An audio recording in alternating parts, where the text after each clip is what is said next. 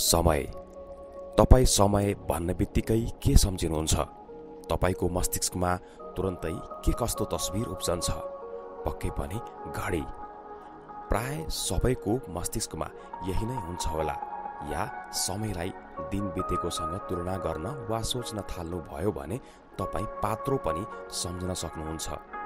के घडी नै समय हो, या पात्रोमा दिनहरू, हप्ताहरू अनि महिनाहरू बित्दै जानु नै समय हो, या समय वास्तवमा हो चाहिँ के?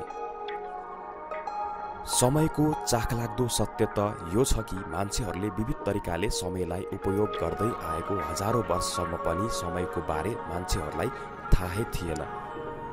या यो भनौँ कि वैज्ञानिकहरूले केही समय अघि मात्र समयको गुत्ती सुल्झाएका हुन्। पूर्वीय सभ्यताका प्राग ऐतिहासिक र पौराणिक विभिन्न कथनहरूको आधारलाई भन्ने हो भने प्रापूर्व कालदेखि नै समयको परिभाषा र प्रयोग समेत हुँदै आएको रहेछ। र यस्तै पश्चिमी समाज र सभ्यता पनि सोही अनुरूपका कुराहरू उल्लेख गर्दै आएको छ अथवा गर्दै आएको पाइन्छ। संसारका प्राय सबैजसो मानिसहरूलाई थाहा हुने, जान्ने र अत्यावश्यक कुरा हो समय। तर साह्रै थोरै मान्छेहरूलाई जानकारी भएको विषय पनि हो यो समय। यो पनि उत्तिकै आश्चर्य लाग्ने सत्य हो कि मान्छेहरूले दर्शन, खगोल, भूगोल, इतिहास, अर्थतन्त्र, गणित, औषधि लगायत हरेक खालका विज्ञानहरूको जानकारी प्राप्त गर्दा पनि र स्वयं समयको प्रयोगको धेरै पछि वा भनौँ भर्खर मात्रै समयको पछिको रहस्य र विज्ञानको उजागर भएको हो। समय हो के? यो कहिले र कहाँबाट सुरु भयो र यसको अन्त्य कहिले हुन्छ? यी प्रश्नहरूका जवाब अहिले आएर वैज्ञानिकहरू र विज्ञहरूसँग छ। के तपाईँ जान्न इच्छुक हुनुहुन्छ? समयलाई घडीसँग सज्नु भनेको यस अनन्त ब्रह्माण्डको सञ्चालक जो अदृश्य छ उसलाई विभिन्न धर्महरू अनि सम्प्रदायहरूले आफ्नो भगवान भनिकन पुकार्नु जस्तै हो।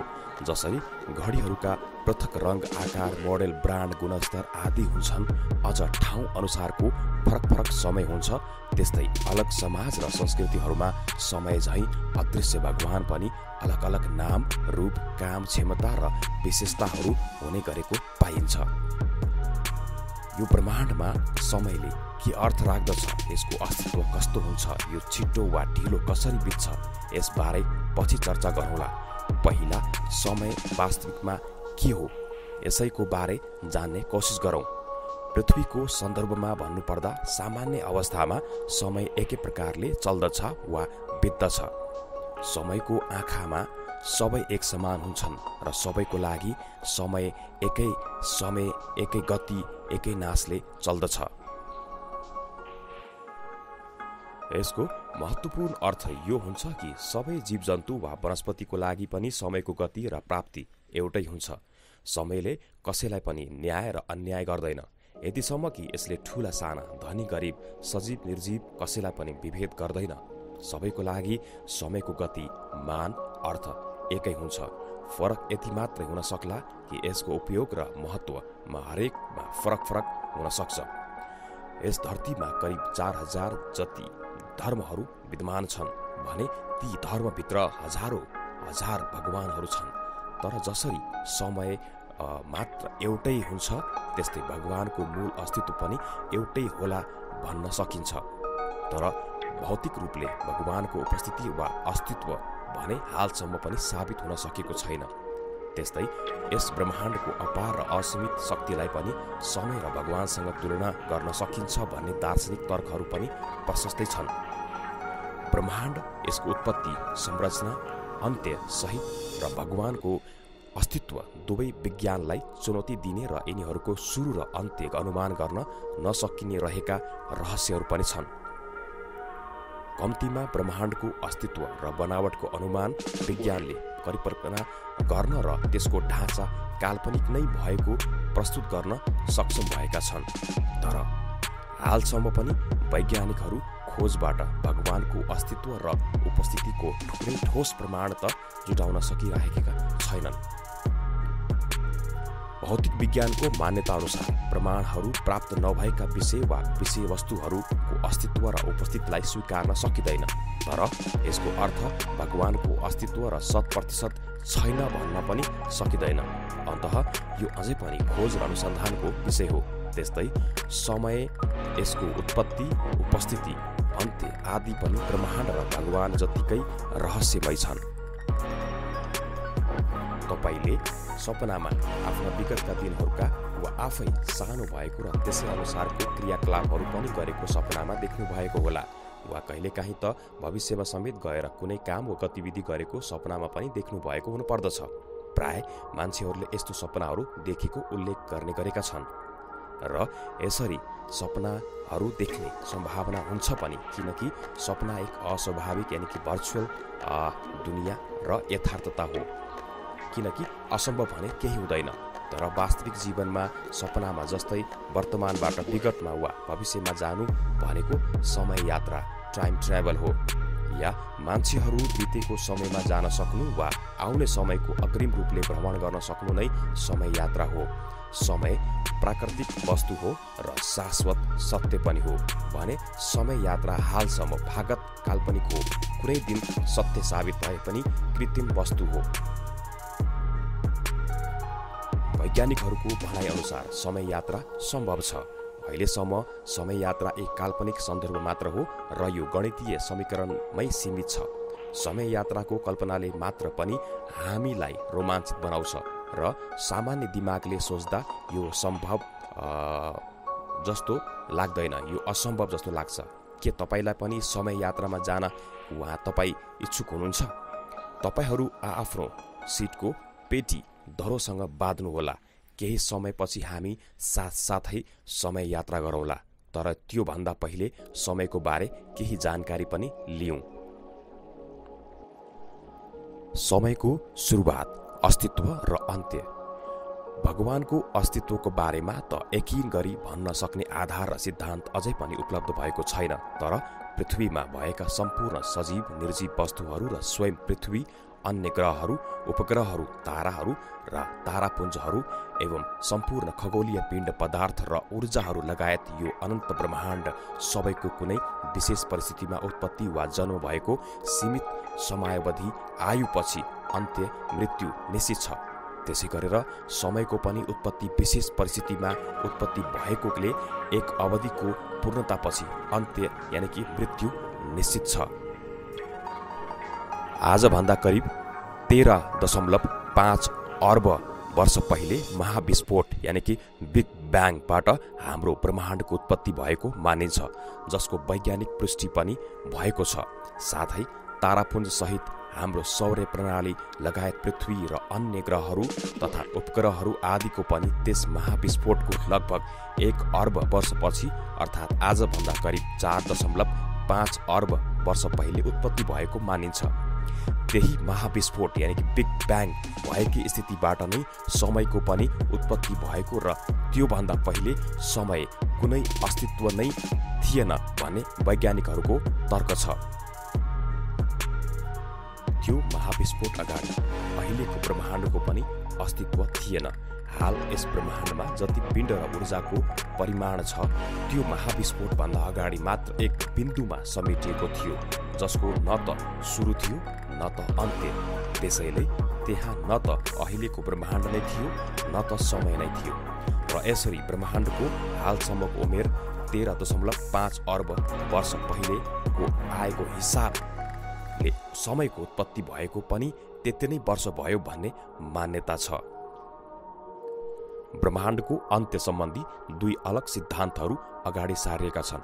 पहिलो सिद्धान्त अनुसार हाल यस ब्रह्माण्डमा जति ऊर्जाको परिमाण छ त्यो सबै एक दिन नाश हुन्छ, यानि कि अहिलेको रूपबाट अर्कै रूपमा परिवर्तन हुनेछ र पदार्थहरू सबै ब्रह्माण्डीय धुलोमा एक छरपस्ट हुन्छन् अनि आपसी गुरुत्वाकर्षण बलले आपसमा बाँधिनेछन् र एक ढिक्का भई सुरुवाती अवस्थाको जस्तै फेरि एक बिन्दुमा समाहित हुन्छन्।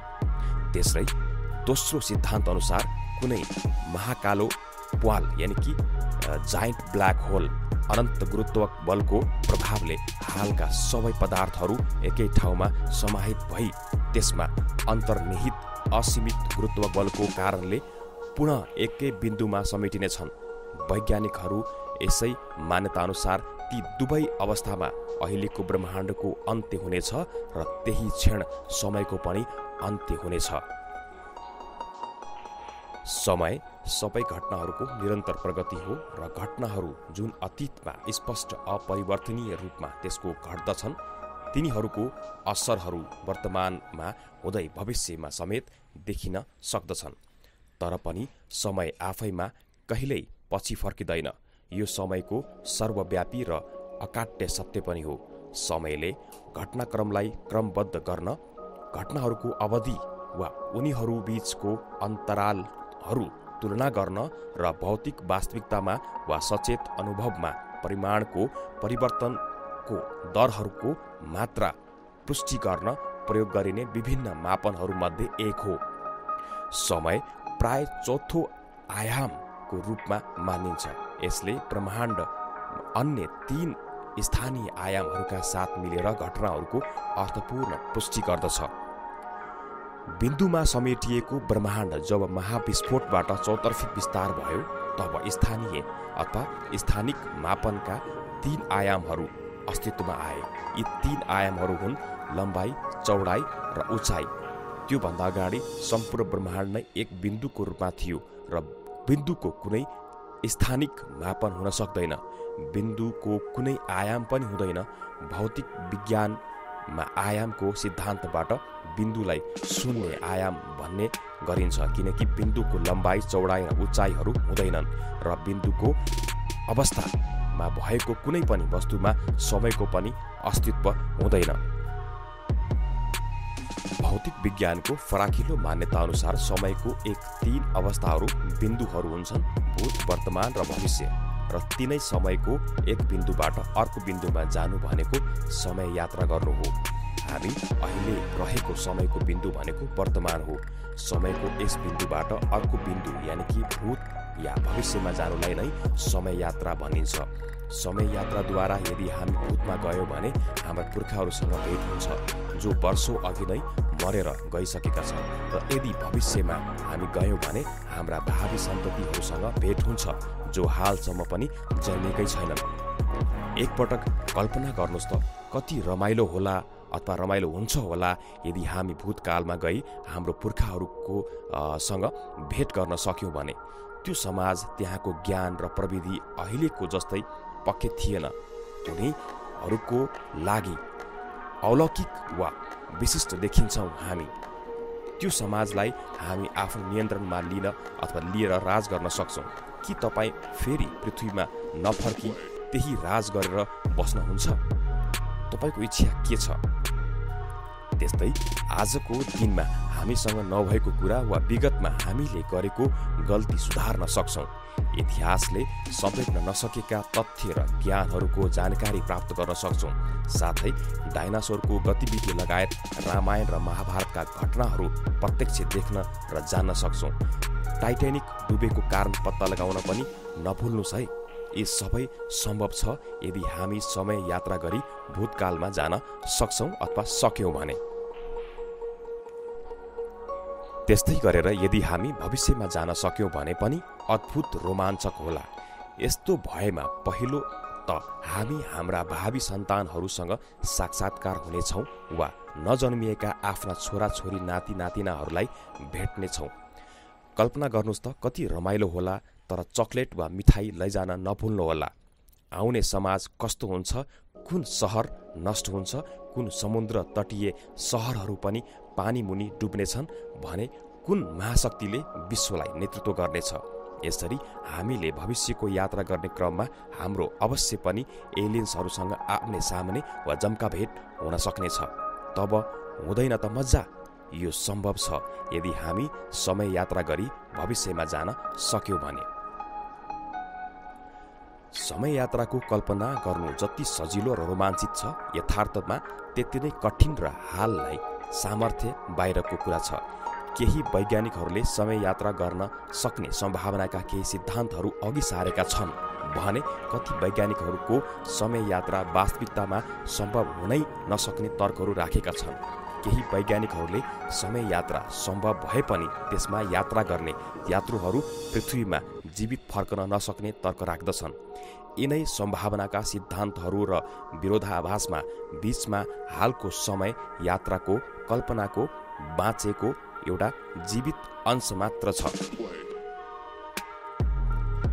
यस्ता कथनहरूले समय यात्रा गर्न सक्ने आशा पनि जगाउँछ। हुन त वैज्ञानिकहरूका तर्कअनुसार समय यात्रा सम्भव छ। उनीहरूले केही समय यात्रा सम्भावनाका सिद्धान्तहरू पनि प्रस्तुत गरेका छन्। त्यस्ता समय यात्रा सम्भावनाका सिद्धान्तहरूमध्ये केही यहाँ उल्लेख गरेका छौँ। उच्च आयामहरूद्वारा समय यात्रा। यसमा यस अवधारणा अनुसार 5औं वा सोभन्दा माथिका आयामहरू हासिल गर्न वा सके भूत वा भविष्य दुवैको यात्रा सम्भव छ। दोस्रो, भविष्यको लागि एकतर्फी यात्रा। यस सिद्धान्त अनुसार मात्र भविष्य समय यात्रा सम्भव छ। यसमा यस्तो मान्यता छ कि ती समय यात्रीहरू जब यात्री फर्किने क्रममा हुन्छन्, पहिले छोडिएका सबै मानिसहरू या त बुढा अथवा बुढी भइसकेका हुन्छन् या उमेर पुगिसकेर मरिसकेका हुन्छन्। अर्को, टाइम स्पेस भोर्टेक्स। यो अवधारणा अनुसार वर्तमान समयको हिसाबले अतिरिक्त आयामी बबर अथवा बवण्डर तुफान कुनै ठुलो भूमरी उत्पन्न गरिन्छ र त्यसको नतिजा स्वरूप यान भूत वा भविष्यतिर हुन्तिन्छ। त्यो जुन यानमा यात्रा गरिराखेका हुन्छन् त्यो यान भविष्य या भूततिर हुन्तिन्छ, जबकि भित्रका यात्रीहरूले सामान्य जस्तै समय बिताइरहेका हुन्छन्, उनीहरूलाई थाहै हुँदैन। अर्को भनेको ढिलो समय यात्रा। यस सिद्धान्तका अनुसार कुनै एक यात्रु टाइम मेसिन बक्सभित्र 1 मिनट रहँदा बाहिर 1 दिन बितिसकेको हुन्छ। यसरी ऊ भूत वा भविष्यमा समय यात्रा गर्न सक्दछ। अर्को भनेको वर्महोल परिकल्पना। वर्महोलहरू आइन्स्टाइनको सामान्य सापेक्षताको क्षेत्र समीकरण अनुसारको सङ्कुचन गरिएको एक काल्पनिक टाइम स्पेसको अवधारणा हो। वर्महोलको प्रयोग गरिएको प्रस्तावित समय यात्रा मेसिनले कृत्रिमहरूले निर्माण गरिएको विशेष संरचनाभित्र प्रकाश झैँ तीव्र गति र नियन्त्रित गुरुत्व बलको सन्तुलन कार्यको फलस्वरूप समय यात्रालाई सम्भव बनाउन सक्दछ। अर्को भनेको प्रकाशभन्दा छिटो यात्रा। यस सिद्धान्त अनुसार प्रकाशभन्दा छिट्टो उड्न सक्ने मेसिनको निर्माण गरी सक्ने प्रविधिको विकास गर्न सकेमा समय यात्रा गर्न सकिन्छ। त्यस्तो मेसिन जो प्रकाशभन्दा पनि छिट्टो यात्रा गर्न सक्छ, जसको हाल मात्र कल्पना गर्न सकिन्छ तर यथार्थमा निर्माण गर्न धेरै समय लाग्ने निश्चित छ। यसरी समय यात्राका विभिन्न सिद्धान्तहरू, त्यसका सीमा र विरोधाभासका व्याख्या र तर्कहरू अस्तित्वमा आए पनि महान वैज्ञानिक र अल्बर्ट आइन्स्टाइन र स्टेफन हकिन्स समय यात्रामा उनीहरूले समय यात्राको सम्भावना सम्भव भएको कुरामा विश्वास गरेका थिए। अहिलेको हामीसँग भएको विज्ञान विकास र प्रविधिको सीमा क्षेत्र अथवा सीमाभित्र रहेर समय यात्रा असम्भव छ। यसो भन्न पनि गलत होइन कि समय यात्रा वर्तमानमा कल्पना र सम्भावना भन्दा धेरै टाढाको विषय हो। निकट भविष्यमा पनि छिटै ब्रह्माण्डमा समय यात्रा गर्ने स्थिति पनि देखिँदैन। केही समय चाहिँ अवश्य लाग्न सक्ला अथवा सक्छ, तर आउने कुनै दिन समय यात्रा सम्भव पनि छ। अन्तः निराश नहुनुहोस्, धैर्यता राख्नुहोस्। समय यात्रा गर्न तपाईहरूले अझै केही समय पर्खिनु नै पर्ने हुन्छ। यस आलेखका प्रस्तोता लेखक रामराज प्रताप भण्डारी दिगो विकास वा वातावरणविद र मानवशास्त्री हुनुहुन्छ। उहाँबाट हामीले साभार गरेका छौँ। लोक्स नेपाल यसको साभार स्तम्भकार।